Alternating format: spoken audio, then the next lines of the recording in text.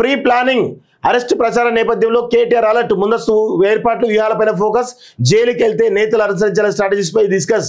బుధవారం రాత్రంతా నందినగర్లోనే హరీష్ రావు, ఎమ్మెల్యేలు, నేతలు సైతం భవన్లోనూ పార్టీ ముఖ్య నేతలతో మీటింగ్, కార్యాచరణపై సమాలోచనలు, మండల నియోజకవర్గ కేంద్రాల్లో నిరసనలకు ప్లాన్, ఉద్యమ స్థాయిలో ఆందోళనకు ప్రణాళికలు అంటూ ఒకరోజు చూస్తా ఉన్నాం. ఇక వీళ్ళు ఏంటంటే వీళ్ళ పని ఏంటంటే అలజడి సృష్టించాలి. తెలంగాణ రాష్ట్రం ప్రశాంతంగా ఉండడం వీళ్లకు ఇష్టం లేదు. తెలంగాణ రాష్ట్రంలో అలజడి సృష్టించి ఏదో ఒక గొడవలు పెట్టేలా, ఒక వైలెన్స్ క్రియేట్ చేసేలా పెద్ద ఎత్తున ప్రయత్నం చేయబోతున్నారు ఈ కల్వకుంట్ల కాలకేయులు. సో దీన్ని అడ్వాంటేజ్గా మలుచుకోవడానికి హరీష్ రావు ప్రయత్నం చేస్తా ఉన్నాడు. ఎప్పుడైతే కేటీఆర్ అరెస్ట్ చేసినటువంటి క్రమంలో ఆయనను ఇక దాదాపు ఒక 6 నెలలు బయటికి రాకుండా ఉండడానికి పెద్ద ఎత్తున హరీష్ రావే ప్రయత్నం చేస్తా ఉన్నాడు.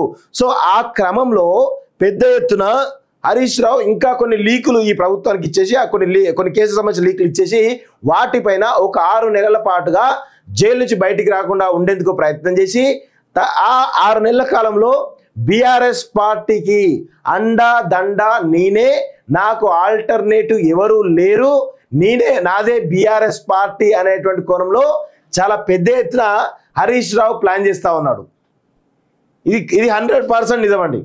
ఎప్పుడైతే కేటీఆర్ అరెస్ట్ చేస్తాడో బీఆర్ఎస్ పార్టీ మొత్తాన్ని కూడా టేక్ ఓవర్ చేస్తాడు. ఎందుకంటే ఆల్రెడీ కవిత జైలుకు పోయి వచ్చేసింది, తను ఇప్పట్లో బయటకు వచ్చే పరిస్థితి లేదు.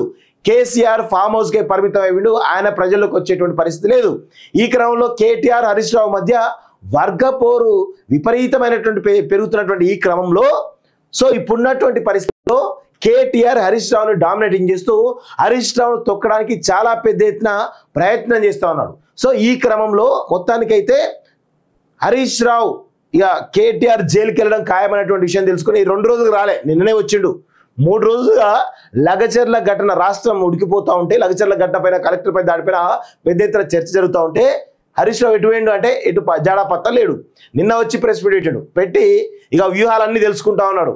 కేటీఆర్ ఏమేం వ్యూహం పనుతా ఉన్నాడు అనేది ఈ విషయం తెలుసుకొని దాన్ని ఏదో విధంగా ఈ ప్రభుత్వంలో ఉన్నటువంటి పెద్దలకి ఎవరికి ఒక లీక్ చేసేసి మొత్తానికైతే కేటీఆర్ను బయటకు రాకుండా 6 నెలల పాటుగా జైల్లో ఉంచడానికి చాలా పెద్ద ఎత్తున ప్లాన్ చేస్తూ ఉన్నటువంటి విషయాన్ని ఈరోజు అందరం కూడా గమనించాల్సిన అవసరం అయితే ఉంది మిత్రులారా.